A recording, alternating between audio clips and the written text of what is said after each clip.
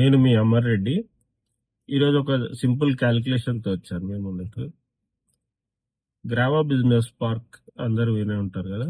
Grava business park 4 phases లో కడుతున్నారు. అందులో టోటల్గా 26.5 మిలియన్ ఎస్ఎఫ్టీ ఏరియా వస్తుంది. సో ఇది ఎందుకు ఇంపార్టెంట్ అంటే 26.5 మిలియన్ ఎస్ఎఫ్టీలో ఎంతమంది ఎంప్లాయీస్కి క్యాటర్ చేస్తారో చిన్న క్యాలిక్యులేషన్ చాట్ జీపీటీని అడిగిన.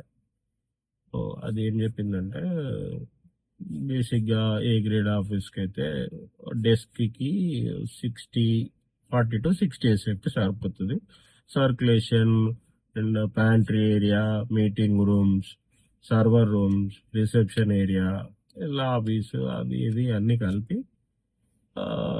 ఒక ప్రొడక్ట్ బేస్డ్ కంపెనీ, లావిష్గా ఇచ్చే కంపెనీకి maximum to maximum 180 SFT per employee. Okay, ఇక్కడ గ్రావా బిజినెస్ పార్క్ లో మనకు 26.5 మిలియన్ ఎస్ఎఫ్టీ ఏరియా ఉంది. ఓకే, 26 మిలియన్ ఏరియాలో యావరేజ్ గా 150 ఎస్ఎఫ్టీ తీసుకున్నా కూడా మనకు అక్కడ 2 lakhs పైన ఎంప్లాయ్మెంట్ వస్తుంది. ఓకే, 2 lakhs పైన ఎంప్లాయీస్ గ్రావా బిజినెస్ పార్క్ లో వర్క్ చేస్తారు. సో నియోపోలిస్ లో మనకు ఇప్పుడు వరకు అవైలబుల్ ఫ్లాట్స్, అంటే ఉండడానికి అవైలబుల్ ఫ్లాట్స్ అరౌండ్ 15,000 ఉంటాయి. అందులో 2,000 to 3,000 మధ్యలో ఏదైతే ఐటీ ఎంప్లాయీస్, మామూలుగా మిడ్ లెవెల్ మేనేజర్స్ వరకు ఉండేవాళ్ళు, అఫోర్డ్ చేయగలిగిన వాళ్ళు, రెంట్కు అయినా సరే కొనడానికైనా అఫోర్డ్ చేయగలరు. అప్రాక్సిమేట్ గా ఒక 3,000 to 3,000 కూడా ఉండవు, 3,000 వరకు ఉంటాయి.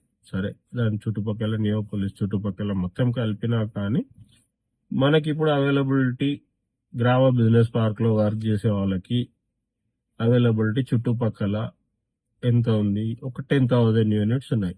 కానీ అక్కడ పనిచేసే వాళ్ళు ఎంతమంది? 2 lakhs. 2 lakhs లో ఒక 10%, 20,000 అయినా సరే అక్కడ వర్క్ చేయాలనుకుంటే యూనిట్స్ 2031 కి అవైలబుల్ ఉన్నాయా? 2,000 to 3,000 ఎన్ని అవైలబుల్ ఉన్నాయి?